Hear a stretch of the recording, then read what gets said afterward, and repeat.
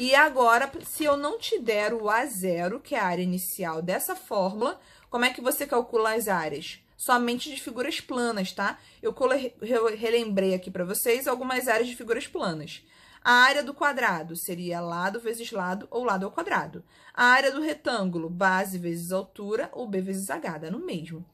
A área do círculo, π vezes o raio ao quadrado. Lembrando que π eu sempre arredondo para 3 e o raio é o r, que é sempre a metade do seu diâmetro, tá? Você vai precisar para fazer um dos exercícios hoje.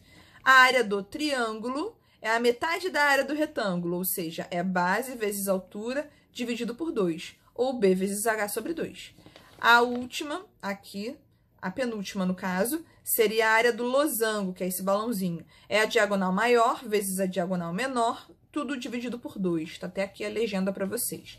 E a nossa última área plana, a área do trapézio, tá? É a base maior mais a base menor, vezes a altura, tudo isso dividido por 2. Também tem a legenda aqui, caso você não lembre o que significa cada letra. E a plana, tá? E qual é a relação entre o alfa e o beta? Lembrando que o alfa é o coeficiente de dilatação linear, tá? E o beta é o coeficiente de dilatação superficial. Aqui é uma dimensão e aqui são duas dimensões. Como é que você passa de uma dimensão para duas dimensões? É só pegar linear e multiplicar por 2. Já se você quiser ter duas dimensões e quiser transformar em uma dimensão, é só você pegar a superficial e dividir por 2. Então, aqui você tem alfa, que é o coeficiente de dilatação linear. Como é que você calcula ele? Se eu te der o beta, se eu te der o superficial, é só você pegar o beta e dividir por 2. Agora, para calcular o coeficiente de dilatação superficial, se eu te der o alfa, se eu te der o linear, é só você pegar o valor do linear e multiplicar por 2. É bem simples, tá? Um é o contrário do outro. Aqui eu coloquei alguns exemplos, no total são 6 exemplos, que vão te ajudar muito a resolver as questões de hoje.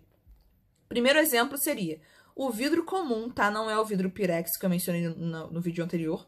O vidro comum possui coeficiente de dilatação linear. Se eu tô te mencionando o coeficiente linear, esse cara aqui que eu tô te fornecendo é o alfa ou o beta?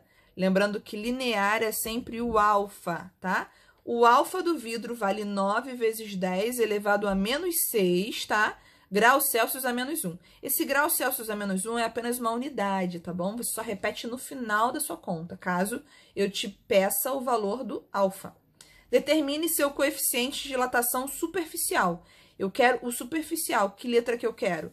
Eu quero o beta, tá? Então, eu te dei o alfa e tô te pedindo o beta correspondente. Então, o único dado que eu forneço para você no enunciado é o alfa. Se eu quero o beta, eu te dei uma dimensão e quero que você transforme em duas dimensões. De uma para virar duas, você faz o quê? Multiplica ou divide? Multiplica. Então, o seu beta é o dobro do seu alfa.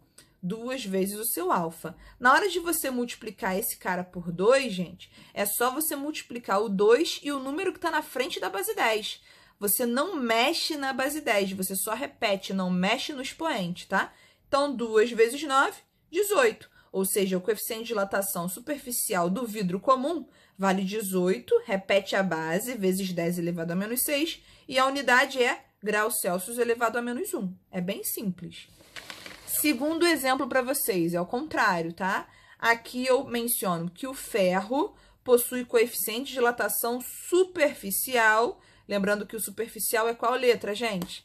É o beta, tá? Eu te dei que o beta do ferro vale 2,4 vezes 10 elevado a menos 5 graus Celsius elevado a menos 1, que é uma unidade. Determine seu coeficiente de dilatação linear. Linear, ou seja, eu estou te pedindo o alfa, ou seja, eu te dei o beta e estou te pedindo o alfa dele.